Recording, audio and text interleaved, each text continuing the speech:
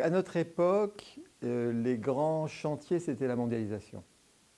À notre époque, on sentait que les entreprises performantes allaient conquérir le monde. Aujourd'hui, c'est évidemment les bouleversements qui sont encore plus nombreux parce que je pense qu'il y a la technologie amène énormément de bouleversements avec Internet. Et alors ça, c'est un bouleversement qui est sur le commerce. Donc ça va donc créer énormément de nouvelles entreprises et en même temps, ça va bouger beaucoup les entreprises existantes. Il y a après tout le monde du développement durable et donc je pense que le monde est très ouvert. Donc il ne faut pas du tout qu'ils aient peur. Je pense par contre, bon, il faut se remuer quoi. En fait, on a tous des talents et qu'il faut savoir là où on est bon.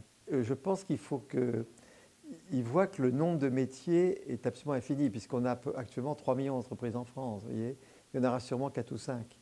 Donc le nombre de métiers et d'une variété gigantesque est en train de grandir. Donc je pense qu'il y a des tas de possibilités de trouver à la fois le métier et puis le domaine, soit production, soit plutôt amont, vous voyez, c'est la production, aval, plutôt le commerce. Il y a vraiment il y aura des opportunités. Ça, je pense que le monde est très ouvert. Non, c'est l'inverse, il faut des valeurs pour manager les nouveautés. Non, c'est jamais, la technique n'a jamais dominé les valeurs. Hein.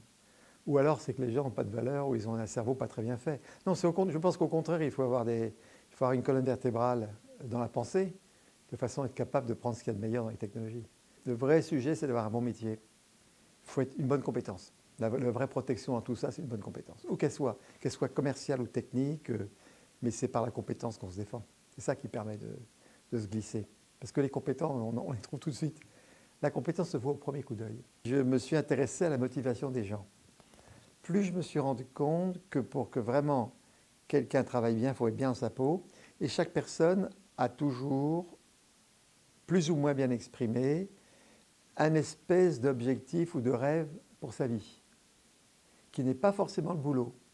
Mais quand le boulot permet à la personne de réaliser son rêve, à ce moment-là, la personne est excellente dans le boulot. Il faut que les grands dirigeants soient capables de comprendre ce que chaque personne cherche.